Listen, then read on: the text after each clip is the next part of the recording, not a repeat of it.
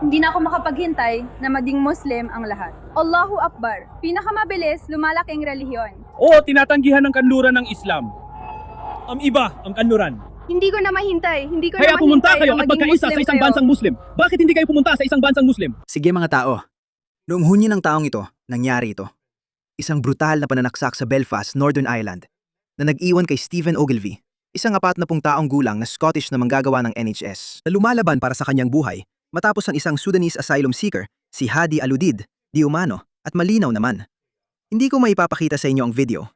Sinubukan siyang pugutan ng ulo sa publiko. Ang suspect, isang 30 taong gulang na asylum seeker na binigyan ng 5 taong pahintulot na manatili sa UK noong Setyembre 2023 at hindi pa rin siya masaya. At siya ay inaresto sa pinangyarihan at kinasuhan ng tangkang pagpatay, pagdadala ng matalim na bagay at pagbabanta na pumatay. Iyan ang pinalabas ng media.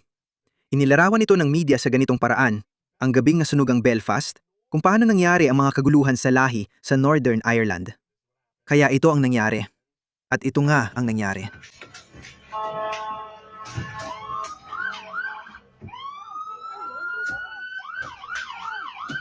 At ito ay Northern Ireland na pala na nasa ilalim ng kontrol ng United Kingdom. At ito ay isang lugar na matindi ang pagtatalo. Hindi masaya ang Republika ng Ireland at gusto nilang maging bahagi ito ng Ireland ng Republika ng Ireland. Heto ang isa pang video clip tungkol dyan.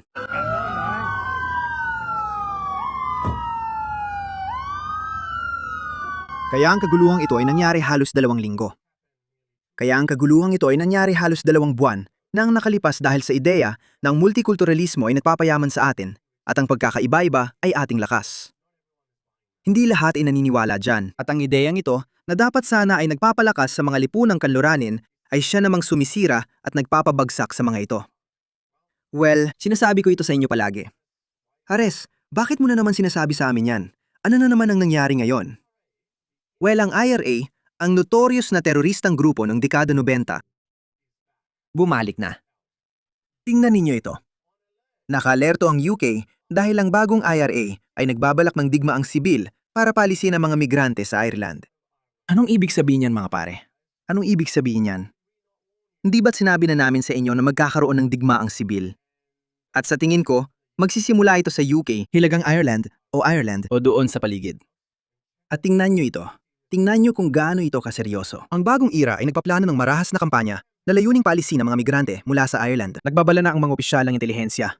Kaya itong mga nagmamagaling, itong mga naniniwala na ang pagkakaiba-iba ay lakas. Na ang multikulturalismo ay nagpapayaman sa atin.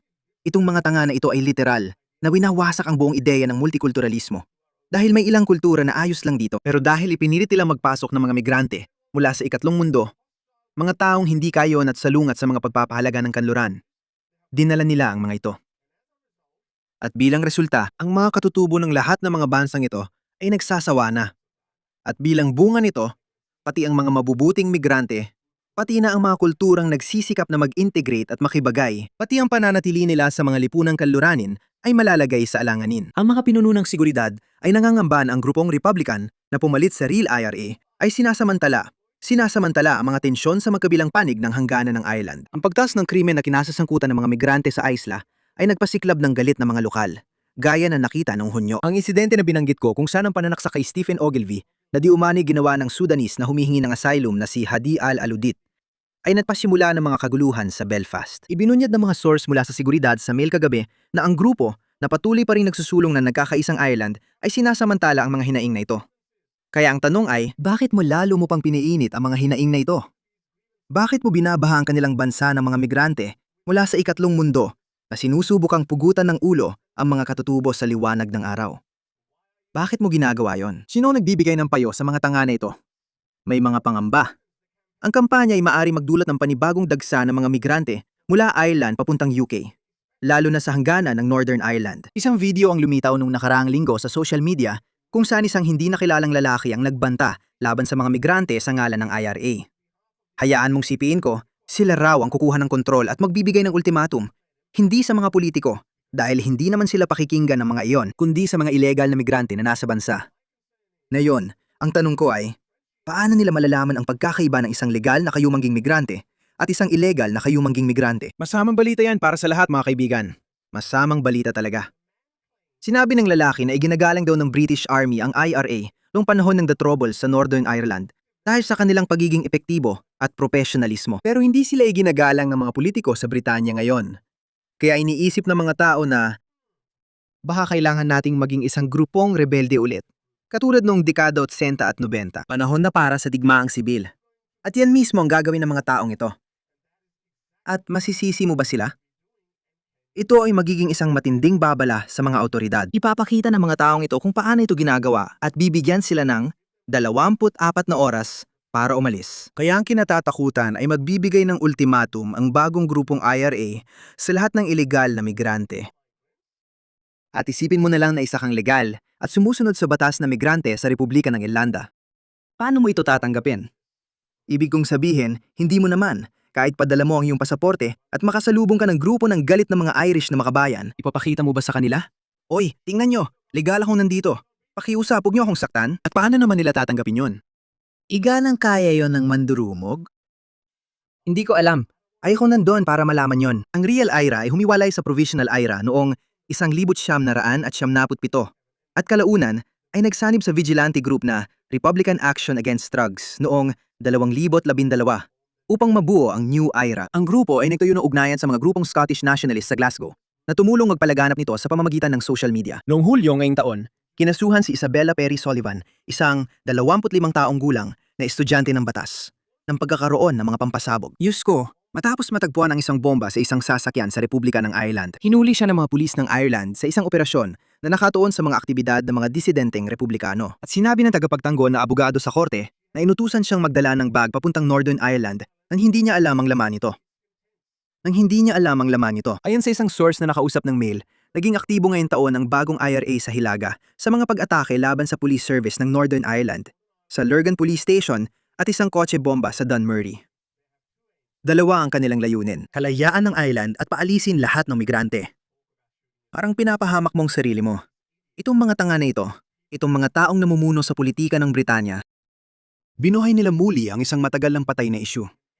Ngayon, maaring may hiwalay na layunin ang bagong IRA na siyang pagkakaisa ng Ireland o mga lupain ng Ireland. Pero binigyan sila ng perpektong dahilan ng mga elitista sa politika ng Britanya para samantalahin ito. Naniniwala kami na bahagi ito ng labanan sa kapangyarihan sa pagitan ng mga paksyon sa loob ng lumang IRA, ang tunay at ang bagong IRA, na ang mga bagong anyo ay nagsusulong ng kampanya ng marahas na pananakot. Naku. Hindi ba sinabi namin sa'yo na babalik ang karahasan sa lipunang Kanduranin? Diyos ko. Sinabi ng tagapagsalita ng Home Office, mayroon kaming malapit at magkatuwang na ugnayan sa Ireland tungkol sa migrasyon at seguridad ng hangganan. Kasama rito ang kapapangako na protektahan ang common travel area laban sa pang-aabuso na isinasagawa sa pamamagitan ng magkatuwang na pagtutulungan upang tukuyin at tugunan ang mga uso sa migrasyon habang lumilitaw ang mga ito. Naghatid sila ng karahasan sa British Isles. Saan kaya mapupunta ang bagong IRA kung wala silang isyong ito ng mga illegal na humihingi ng asylum na mapagsasamantalahan? Saan sila mapupunta? Wala. Ang isyong yon. Ganito ang nangyayari sa mga mauunlad na bansa. Binibigyan mo sila ng maayos na pamumuhay para hindi sila mag-alsa laban sa iyo. Pero sino ang magsasabi sa mga taong ito na ideolohikal at saradong isip na gustong gibahin ang lipunang Kanduranin para sa kanilang ideolohikal na utopia? Iisang sangkatauhan, iisang mundo, walang hangganan. At sa parehong panahon, narito rin ang mga taong ito. Panuurin mo ito. Isang Irish na nagbalik loob sa Islam. Pakinggan mo siya. Anong sinabi mo? Magsalita ka. Pwede kang magsabi lang kahit ano. Wala akong sinabi sa'yo. Sa harap ko. Hindi ko sinabi yon sa'yo. May sinabi Pwede ba mo ako sabihin tungkol sa doon? harap ko. Ako'y! Gusto mo? Wala akong sinabi tungkol doon. Kung may gusto ka sabihin, pwede mo sabihin. Oo, kunin mo ang telepono ko. Sige, gawin mo. Oo, alam ko, paborito ko. Tanga ka. Kaya, bakit yan nandito at sinasabihan kami kung anong gagawin dito sa Inglaterra? Gumawa ka ng paraan. Tungkol dito. Isa kang traitor sa Isa akong Inglaterra traidor at hindi ka sa pa nga Inglaterra. Ingles. Isa akong Tayo nagkasanda ay sa mga Inglaterra. traidor. Tukol ba sa ginagawa mo ang sinasabi mo? Isa akong traidor, putang ina, Irish ako. At si Triat ako, seryoso kayo nang doon. Ganito bang ginagawa mo? Hinaliligiran mo ang mga babae? Ikaw ang lumapit sa akin, tanga ka talaga. Ayos ka lang ba?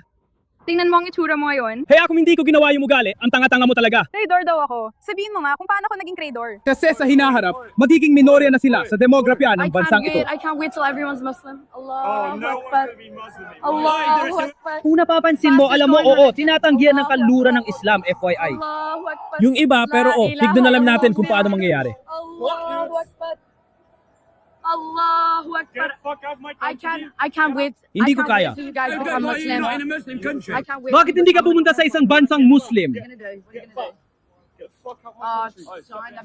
Dito ko sasabihin na bumabagsak ang solusyon na iminungkahi ng Ethnonas dahil siya ay isang katutubong puting babaeng Irish na nagbalik loob sa Islam. Hindi ito isang labanan ng lahi o etnisidad. Isa itong labanan ng ideolohiya. Ano ang gagawin mo tungkol sa libo-libo o sampu-sampung libong puting tao na nagbalik loob sa Islam? Sinasabi ko na kapag nakarating tayo sa isang pampulitikang solusyon, isa sa mga punto sa solusyong iyon ay dapat, pasensya na, hindi natin maaring payagan ang Islam sa kanluran sa ating bansa. Kung gusto mong maging Muslim, dapat kang pumunta at manirahan sa isang bansang Muslim. Kaya dapat siyang ipatapon sa Afghanistan. Pero hindi ito kinikilala ng mga etnonat. Sinasabi ng mga etnonat na dapat may bansa kung saan iisa lang ang lahi. Mas gusto mo ba siyang makasama sa iyong bansa? O ako ang makasama mo sa iyong bansa? Si Betty ay magbi-video lang. Oo, inatake mo lang ako, itinulak mo lang ako, at pinangga mo ako gamit ang bisikleta mo. Sa totoo lang, wala naman Sa akong totoo sinabi. lang. Nung umalis ka, hindi ko naintindihan. Oo, pero anong ibig mong sabihin na traidor ako? Isa kang traitor! Ay, Dahil kasali na tayo, sumali ka sa kalaban. sinakopya ang isang bansa sa loob ng 800 taon at hindi ako pwedeng pumunta dito. Hindi ko sinabi na hindi ka pwedeng pumunta dito, pero huwag kang pumunta dito at sabihan kami kung ano ang dapat namin gawin. Ano ba sinabi ko sa'yo? Hindi naman kita inutusan kung anong gagawin. Pupunta ako.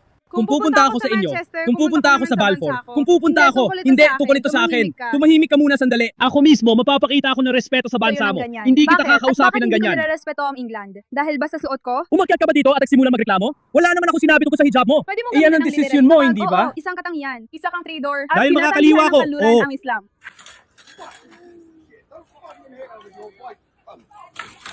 Diyos ko. Utang inang pan-atake. May pulis sa likod nila. O sige.